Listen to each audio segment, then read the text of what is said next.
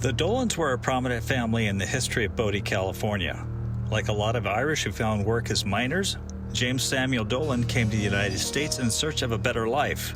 One of his sons, James P. Dolan, was first elected sheriff of Mono County in 1906.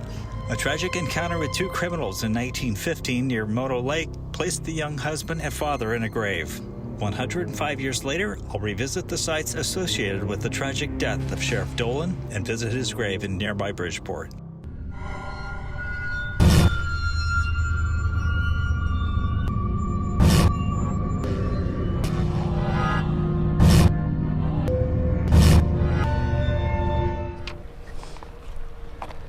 This lonely marker over here in what is the Mono Lake picnic area pays homage to Sheriff James Dolan, who was shot and killed not far from here. I'm not sure why they picked this spot right here, but it's in the vicinity of where he was shot and killed. On July 25th, 1915, Sheriff Dolan and his partner were going to check out reports of a rape by two Mexican nationals. They spotted the suspects up there at the store, Hammond store, which we're going to take a look at later. It was there that he was ambushed and he was shot and killed. This little marker here pays homage to the 15th lawman to serve in that office in Mono County. He made the ultimate sacrifice. He had ran for sheriff of Mono County in 1906. He was born in Michigan but raised in Bodie. He was a rancher, assayer, outdoorsman, and spoke Paiute Indian. He attended the University of Nevada. In 1912, he married Cordelia Hayes, Mono County School Superintendent, and they had a daughter in 1913. Her name was Alice. When he was shot on Highway 395, it says that he dragged himself into the bushes. It could have been in this area where he actually was picked up. Dolan was taken to Hammond's store, where doctors from Bridgeport, Bishop, Carson City, and Reno eventually responded and performed emergency surgery. Dolan was able to describe his assailants, and they were able to track them down the next day.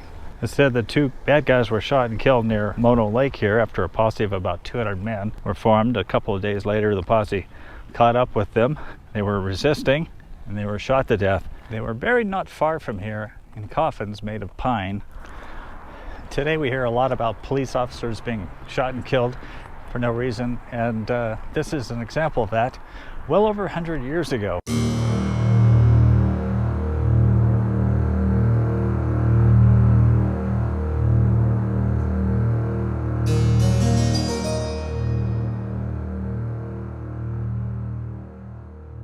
So in July 1915, this was the site of Hammond's store, now the Tioga Inn. But this is where the sheriff and his assistant drove to meet the witnesses who were calling in about a rape. It is said that the sheriff met the two witnesses here at this store. When they saw the suspects walking by, rather fortuitously, they decided to drive up the road here and pretend like they had car trouble. They popped the hood of their vehicle, and as they did so, when the two suspects walked up to them, they approached them and brought out their guns and asked them to surrender, and then a gunfight ensued. The sheriff was shot and mortally wounded along this section of Highway 395. He was brought back to this hotel where a number of doctors and surgeons from nearby Reno and Carson City and Bridgeport did their best to save his life. However, he passed away. Not sure if he died in this building or if he died elsewhere, but apparently emergency surgery was performed on him. Must have been frightful. Check out the crumbling foundation of rock underneath this building. As I've often said, if those rocks could talk. Sheriff Dolan left a daughter by the name of Alice, who passed away 5 years ago at the age of 101. His wife Cordelia was just 34 years old. It's hard to believe that this serene and tranquil site was witness to a horrific shootout 105 years ago. I read that as he confronted the suspects, his .45 caliber pistol jammed and it wouldn't fire, and he got shot instead. So we understand that the sheriff is buried in Bridgeport, and we're going to try to go find his grave.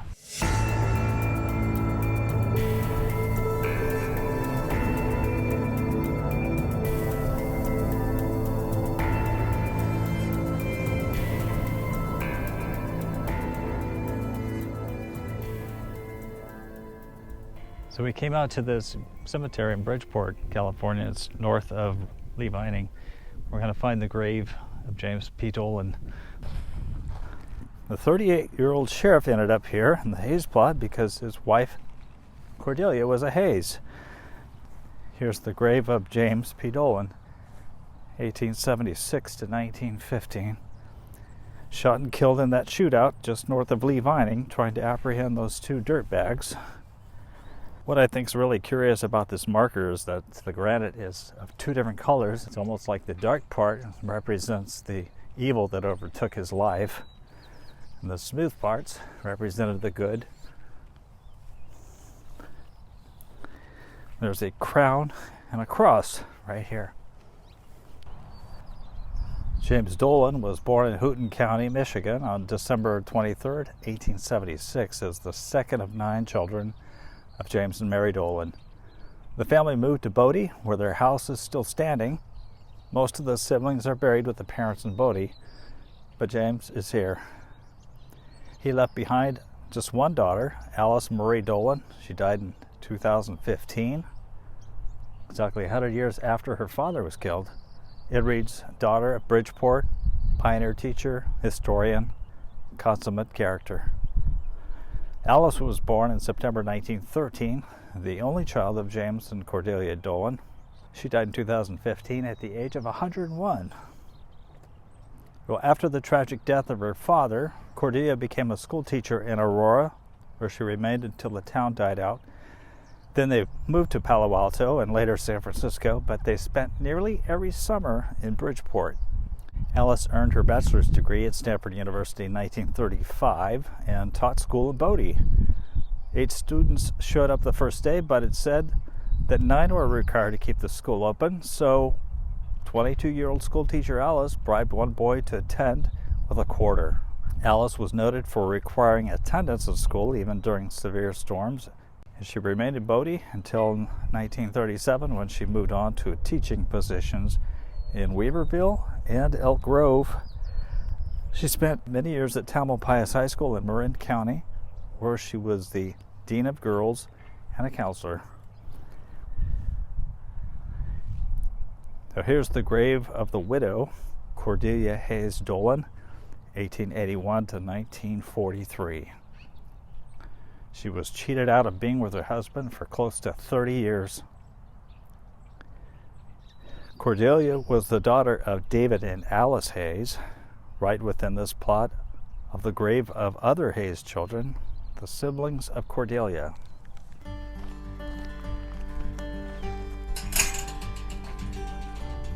The demise of James P. Dolan is troubling. He was like any other family man who wanted to return home after a long day of work. Perhaps he was looking forward to Cordelia's home-cooked meal that night and bouncing little Alice on his knee. Instead, a pair of selfish criminals decided to make someone else pay for their crime. Sheriff Dolan spent his last hours in agony, his body pierced by a bullet and his life's fluids leaking out into gauze and on tabletop, attended to by doctors far less skilled than today. The sense of loss must have been great for Cordelia to bear. Cordelia never married again. His brother Albert Dolan took over as sheriff and held the post for 23 years until 1938. As far as the two villains of the story go, history hasn't recorded much, only that their names were Teddy Salito and Juan Francisco, and both died in a hail of gunfire because they refused to surrender. It's been noted that they're buried on the little rise between the Matley and Farrington ranches near the shore of Mono Lake. While it's true that 105 years have passed since the death of Sheriff Dolan, 2 buildings associated with his career still stand: the historic jail in Bridgeport and the 1880 Mono County Courthouse, which he had dealings in. The next time you're in Bridgeport, take a little detour off of Highway 395, find the cemetery, and pay respects to a lawman who died far too young, but who gave everything that he had for the security of those in his community.